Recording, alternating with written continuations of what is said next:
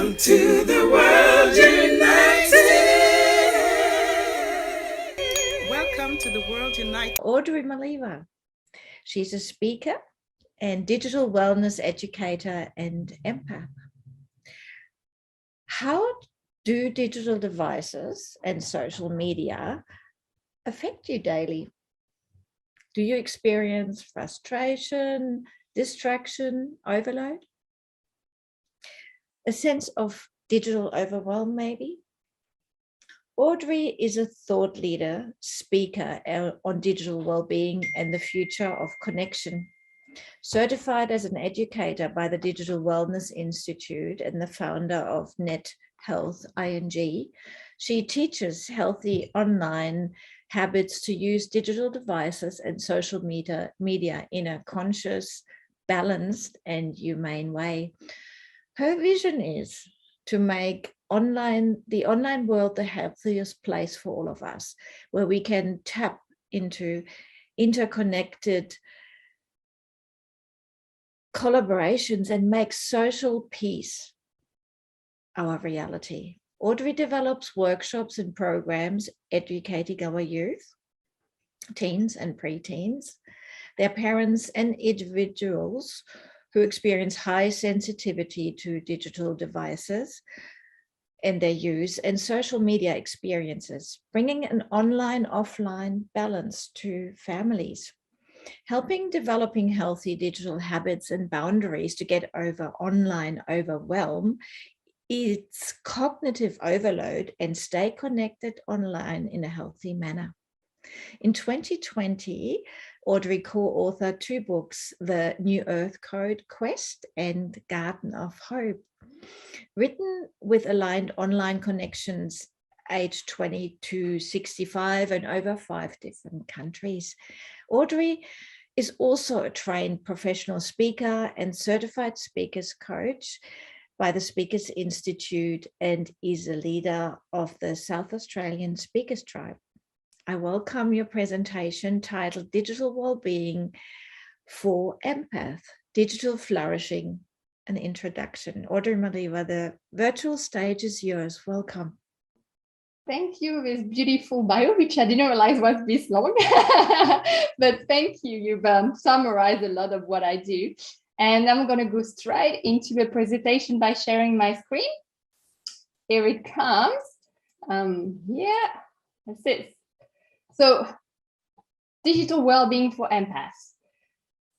And today my intention is to offer you an introduction to the concept of digital flourishing and how it's important in the future of connection and the digital age we are evolving into.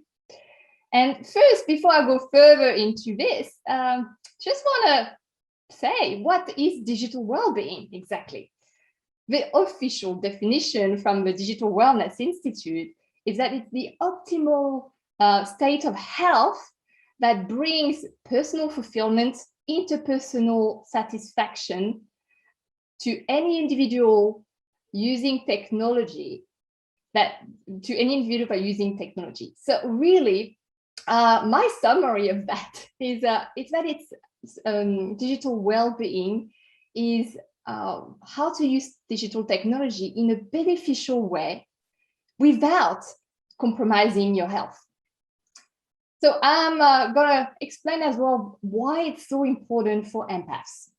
There's 2 main reasons that I see there.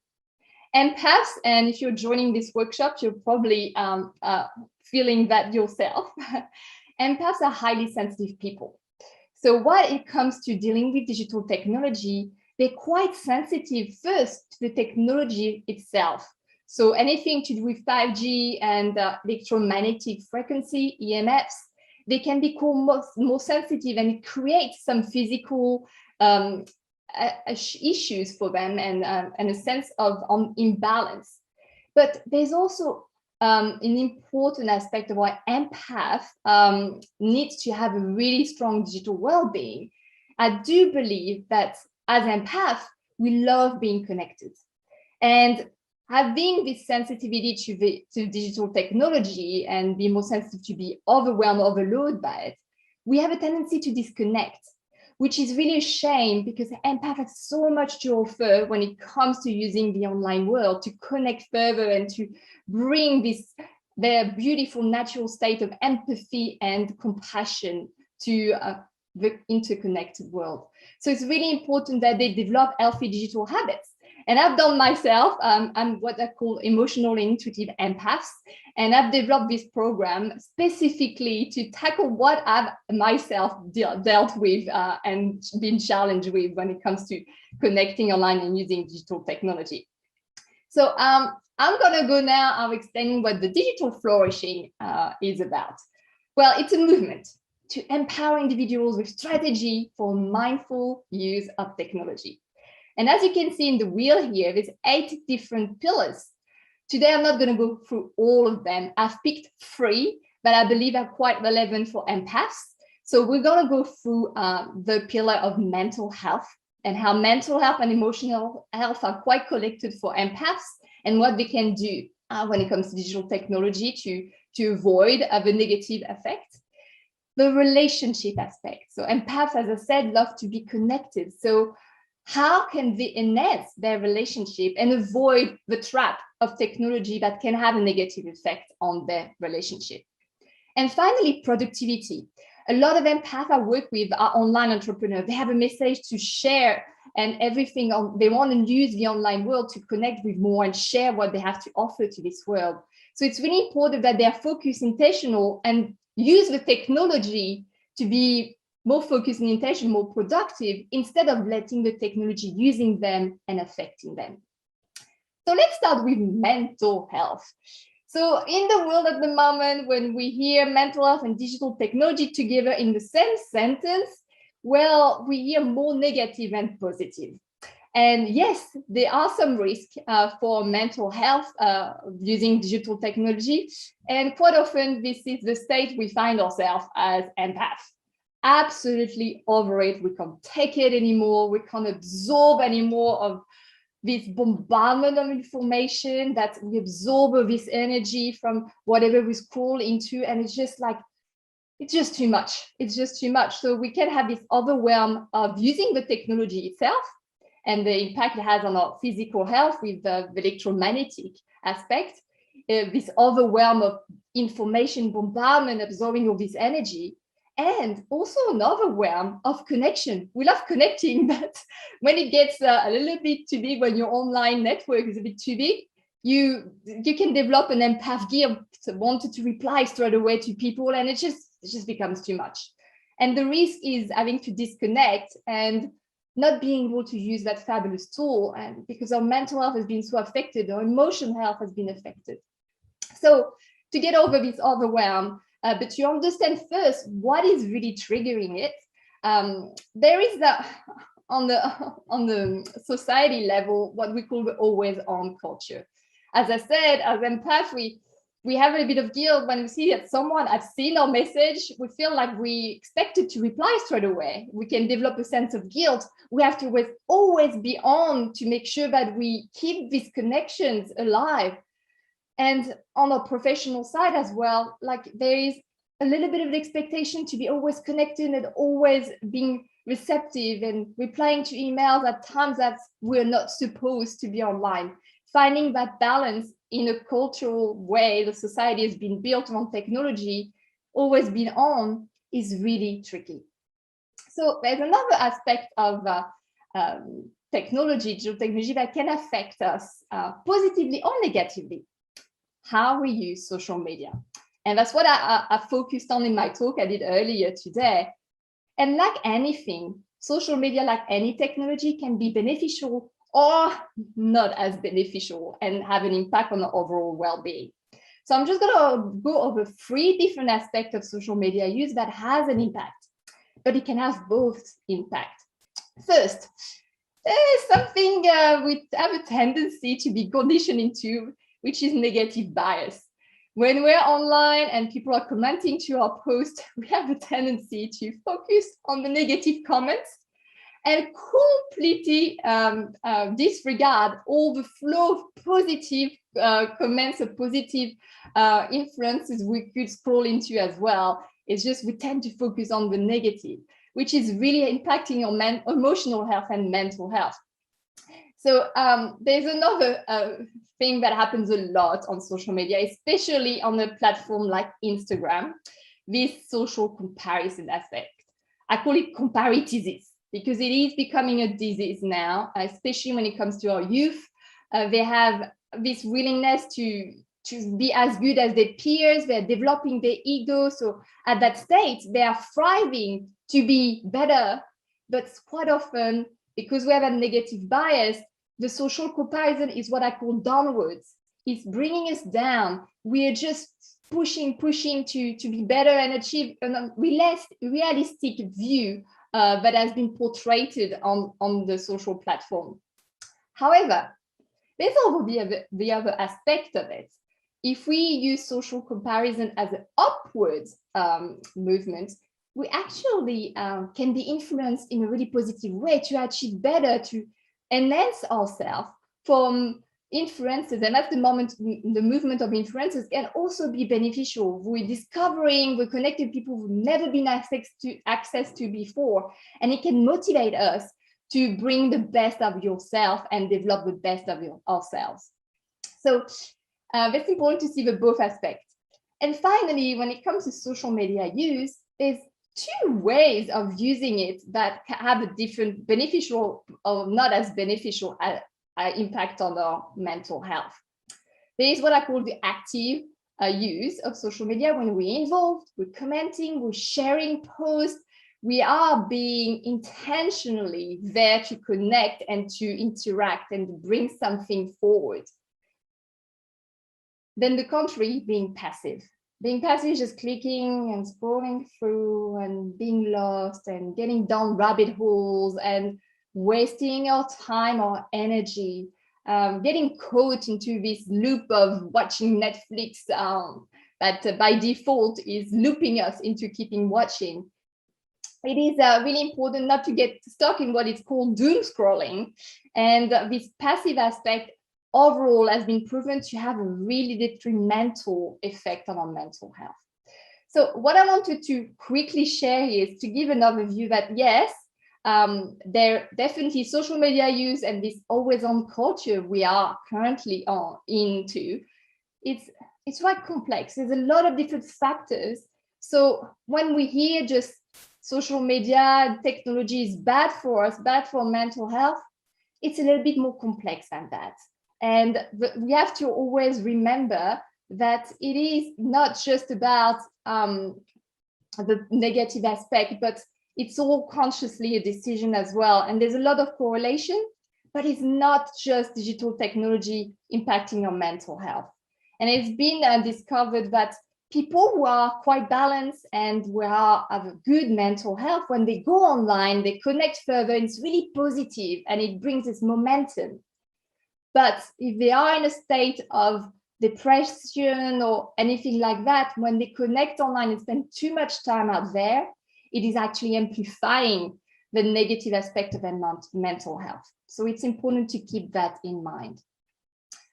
Now, I want to jump into what I'm really passionate about is relationship and how digital technology can affect it in a positive or negative way again. So relationship. You may have experienced this type of situation that at your special quality time, dinner quality time with your family, everybody is just on their digital devices, completely absorbed and distracted, and therefore not present with the people they care the most of their inner circle. And that is a phenomenon that unfortunately is quite common. And yes, it is affecting our relationship. It's the phenomenon that it's called phobbing. Phobbing is the description technically is when we're in the presence of someone physically and we get distracted by the technology, which completely take us out and we're no longer present. And teenagers are quite known to experience that in this phenomenon called being alone together. They're all together, they have a chance to be together, and they're just stuck on their phone. So it's a really sad experience we can have that yes, all well and good to connect online, but when we have a chance to be in person, we have to be mindful and really find this online offline balance. And it's where the parents have a really important role of actually influencing them in a positive way, because quite often parents can be trapped as well in phobbing their children. Therefore, the children think it's normal. The children think it's normal. So it's really important to be mindful of it. And there's one way that is really simple that you may have seen in The Social Dilemma. It's this little box to unplug, especially at family dinner time. So it's a simple way of deciding consciously to have this quality time again without the disruption of technology by placing your devices, most often is the phone, in this little box in another room that where you're having dinner or this quality time. And I would add with teenagers, and I've experienced that myself being homestay carer of teenage girls, it's not only about placing the digital technology in the box, but it's also about putting it on mute, because even from a distance and they hear a notification, they're going to be disrupted just by that. And I'm going to go over these triggers a little bit in the next section. But yes, it's important to place it in that box, physically aware, and also putting it on mute.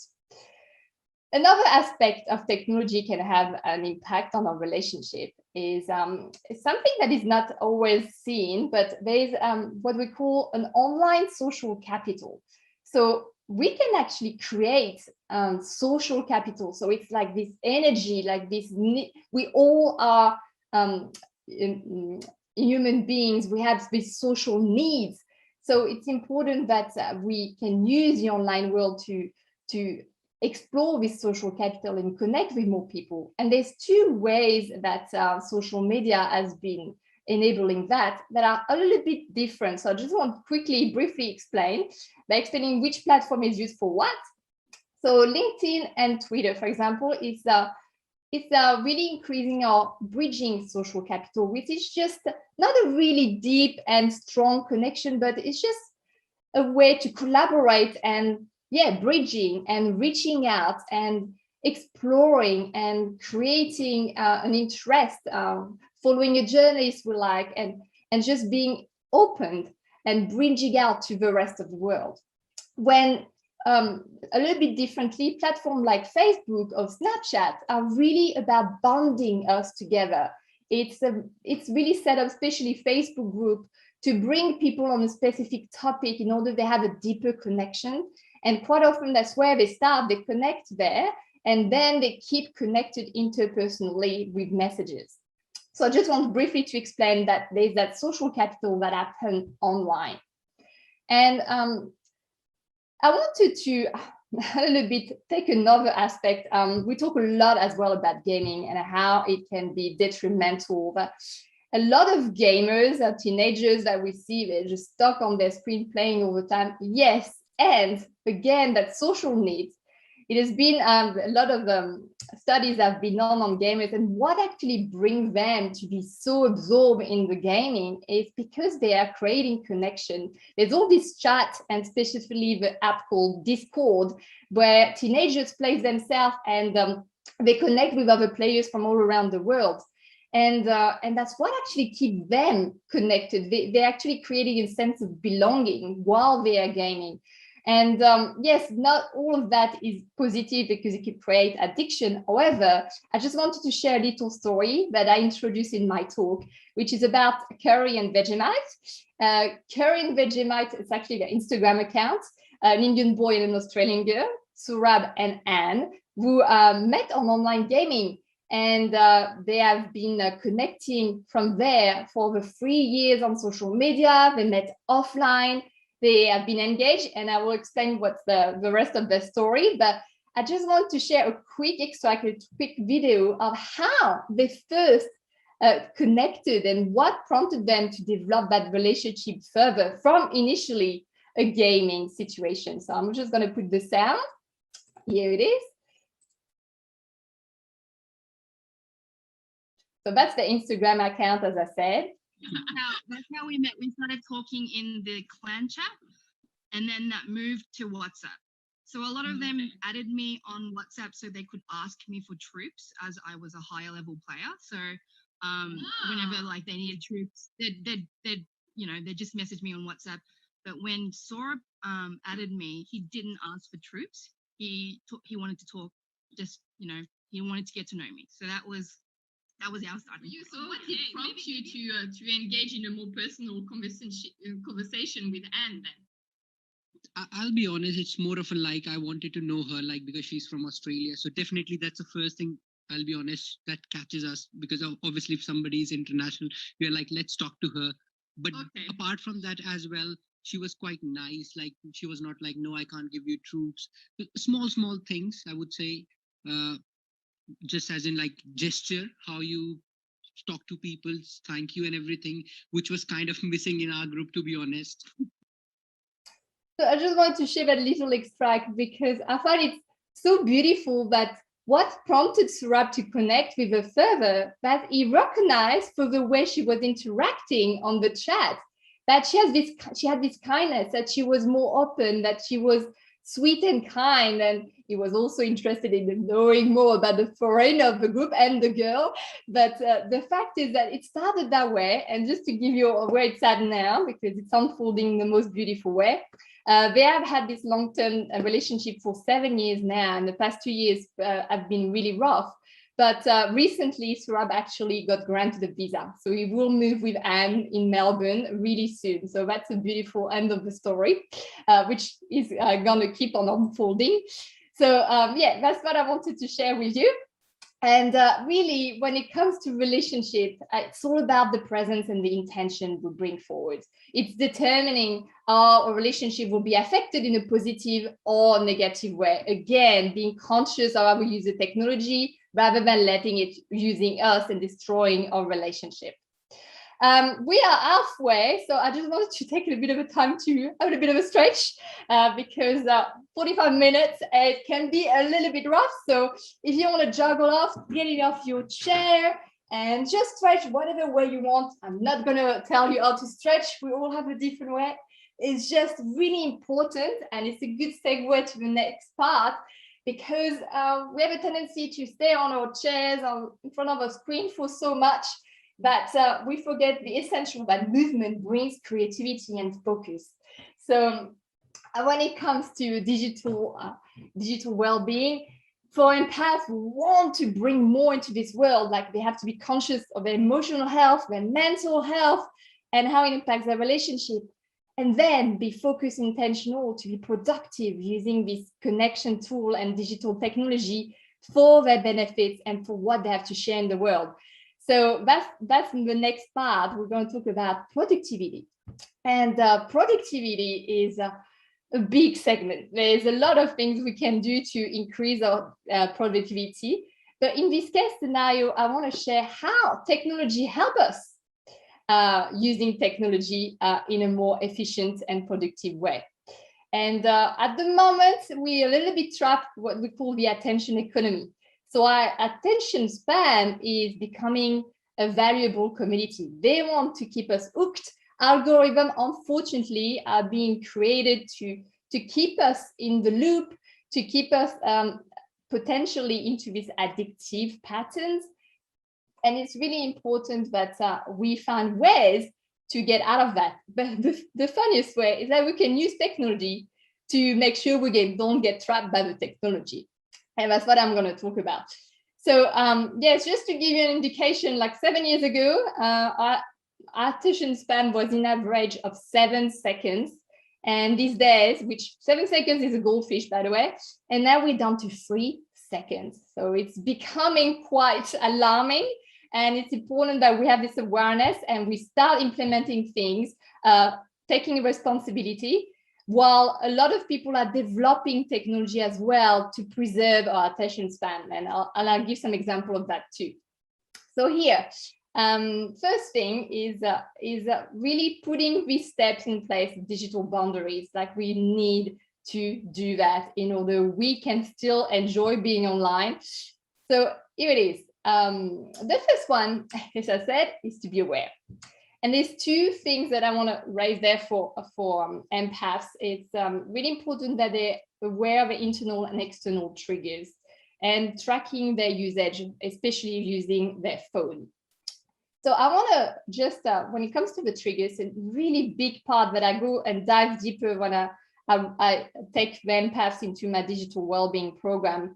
It's just that, yes, when it comes to triggers, with technology, it's easy to blame the external triggers, so the push notification, the ring, ding, ding, that are always taking us back to using the device. But the thing is, and that's what Nir Eyal explained really well in his book, Indistractable, is that over time, these external triggers, even if you remove them, it's all come down to the fact that we already condition ourselves to be distracted. So it's becoming internal triggers. We have been so conditioned to be distracted by external triggers that we are able to distract ourselves even if there is no external triggers. And that's where it's becoming really tricky to retrain ourselves to make sure that we are consciously focused. And, you know, a lot of people think that focus is the opposite of distraction. Well, like you can see in this little graph, it's traction that is the opposite of distraction. So focus is one conscious piece, but to get traction and to get a momentum using the technology, we have to be conscious of how to preserve our focus and be mindful of our internal triggers as well. So there's a lot more that I explore into that, but it's important to realize that it's not just the technology now. We are conditioned to be distracted, and when we see the occurrence of GHG, we realize that it's becoming a concerning problem. Now, another way we can easily place boundaries with the technology is tracking our usage, being aware of our usage. And every phone, Android or iPhone, and this one is an iPhone, I'll show you, have a digital well-being set up in the settings. So it's not a specific app, so it's a bit hidden. You have to go into the settings. It's normally called digital well-being and parental control. And you can actually check how much time you spend on your phone per day, per week, but more importantly, what you actually do on that phone. So you can check the usage per app. And what is important here, that comes to the second point, placing the boundaries, is that you can retrain yourself, creating limits. So there is, for each app, you can place a timer per day and decide how long you want to spend on that app. And I've done the test myself. At the moment, my maximum for using Facebook is 40 minutes. And I'll tell you, 40 minutes goes pretty quick. And what happens is that once I've reached that 40 minutes, my phone doesn't let me have access to that app at all. So that's one little thing you can, and you're retraining yourself, you're willing to retrain yourself and placing this limit to be used, not only to use it a little bit less, but when you go on it, knowing that you have a timing, you will use it more intentionally and knowing already what you want to do on it and not being caught into this doom scrolling. So the last point that I want to say, I forgot about this one. It's a really cool app called Forest. So Forest is an app that was developed to help you staying away from your phone. So how does that work is like you first set up the time that you want to be away from your phone. And there's a little tree that starts growing. And if you do not grab your phone by the time that you were supposed, you had allow yourself to be off it, it keeps growing. But if you grab your phone, you destroy your little garden. So it's like this little gamification of taking control of the technology. So you see, technology can be used in both ways, in also in a positive way. And the last thing is really to take action. And it's one important thing when it comes to overload that happens and we have to place boundary. It's one that people don't pay as much attention, but it's really having an impact on a cognitive level, is the overload of emails. So what I get to do every month, book time into my diary to do a decluttering, to get rid of all these emails that I haven't read. And if you haven't read them since 2018, you're not going to read them now. So you can just like start really getting them off your inbox and psychologically reducing the number of email. You know that little number that is near the inbox? Reducing that number really helps you to feel more relaxed. And then you get rid of the trash because it goes into the trash, but then you can delete the trash. And psychologically, it is just a relief. And doing this decluttering ongoing is a really good way to keep a healthy online environment. So it's one of the actions that you can take, and booking this time for taking care of your online environment is as important as booking time for offline. And I've got a good habit of sharing my offline times on social media after I've been back. But yes, it's really a reminder, a constant reminder that this balance between online and offline is really important. It is your own. It depends what you tend to do online. You have to decide for yourself how much time you're willing to invest, as long as you focus intentional, and how much time you are to put aside for offline and taking a break. Because if you take a regular break every day and getting back into nature, then you will not feel that overwhelmed, and you won't have to go and disconnect for a long period of time, because you have embedded these boundaries and this balance into your day-to-day habits. So that is what I wanted to share around these 3 pillars of digital flourishing. So now we've been through how it can actually affect us, but also be beneficial and enhance the way we use technology. And there's always these 2 polarities. And it's really important we realize that there's 2 polarities, because the online one is not going anywhere. Digital technology is going to keep on evolving. So it is, as much as there's a lot of experts that are changing the way it is set up, in the meantime, it's important that every individual take responsibility, be conscious, aware, willing, and take action for their digital well-being, especially for empath, which is where I want to draw a little bit more attention here, because I do believe, as I said, like my mission is to make the online world a healthier place. And I do believe empaths have a really strong mission here. They have a natural ability to be empathetic. They can express that online too. They can create this relationship and bring more compassion. I do believe social media can be a compassionate training ground, which is a little bit different from what people see, but that's true. That's just another way we can bring the best of our humanness.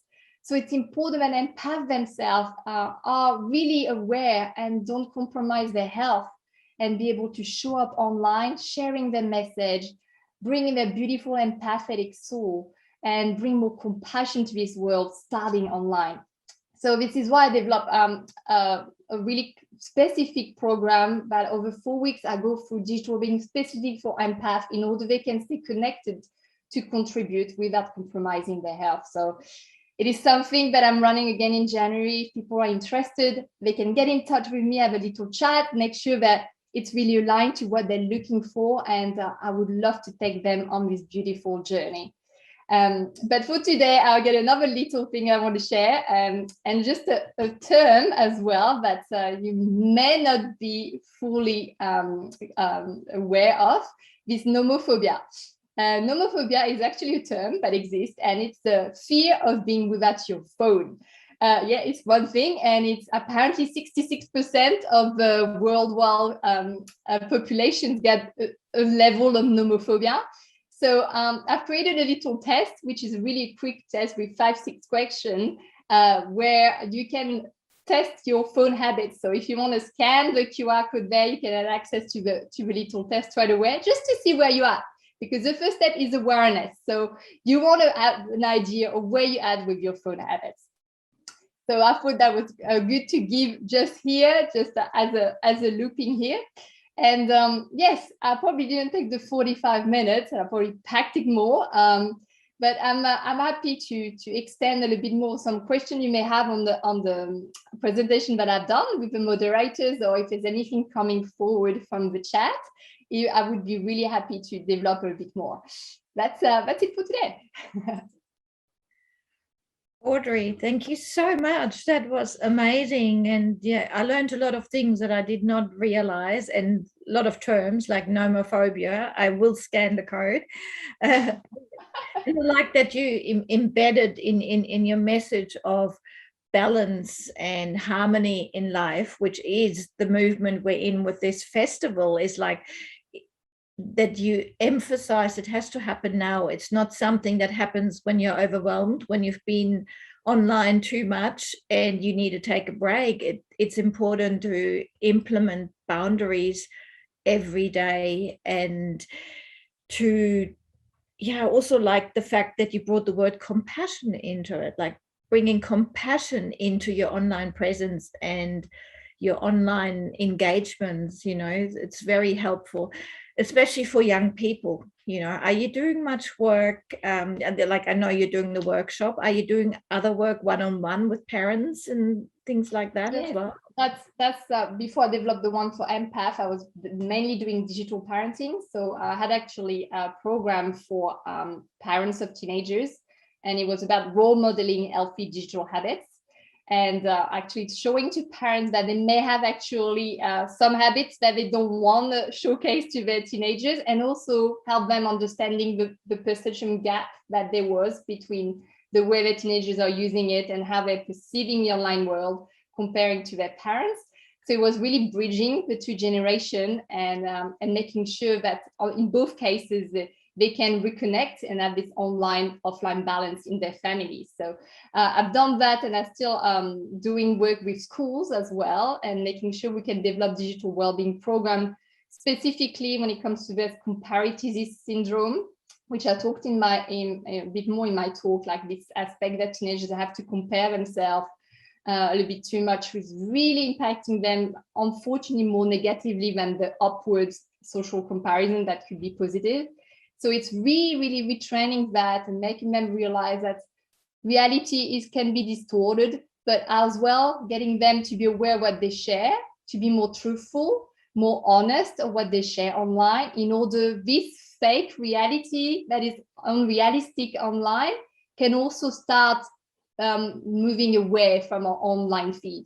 And now we will have more a real transposition of our reality, of our offline reality online, which will ultimately create more aligned and genuine connection.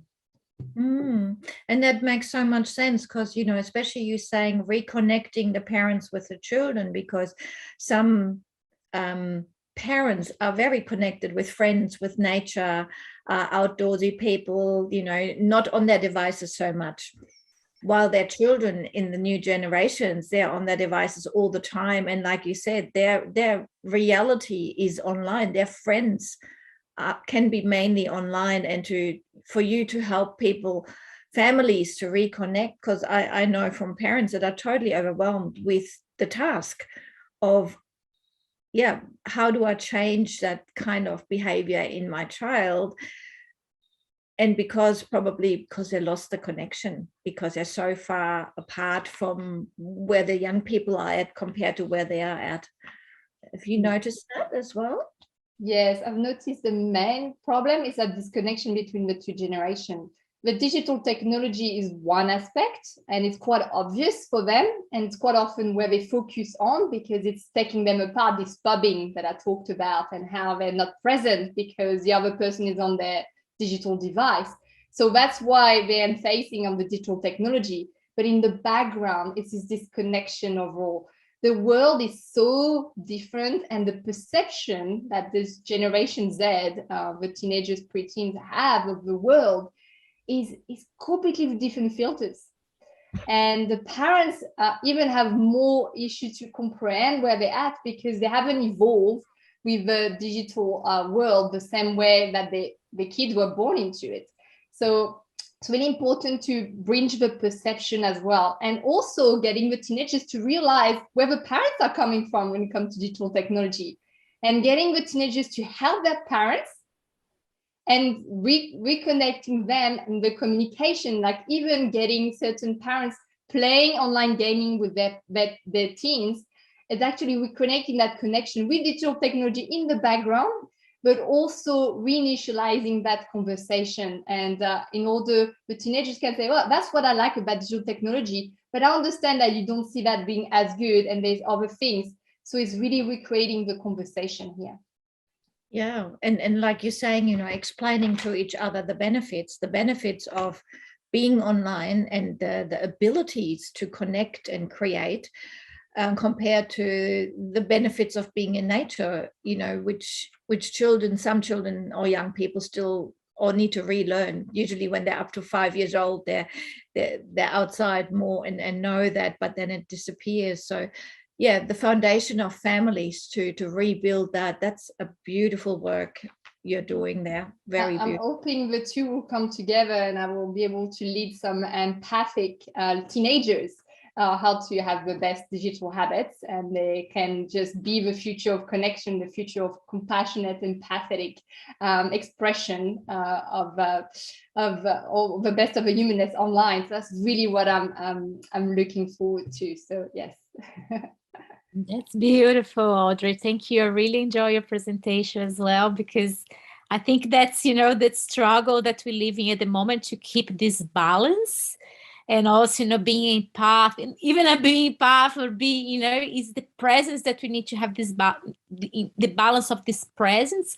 Also enjoy, the connections, real outside world, and understand that we cannot live without it, but actually, yeah, we need to have those limits, because it can be really overwhelming. It can really, yeah, for me, for example, I don't like so much being so much with electronics, I think it really resonates, and yeah, with our energetic field as well. And so it makes us like a bit heavy. So they have this mental like toxicity, that sometimes comes from this overstimulation.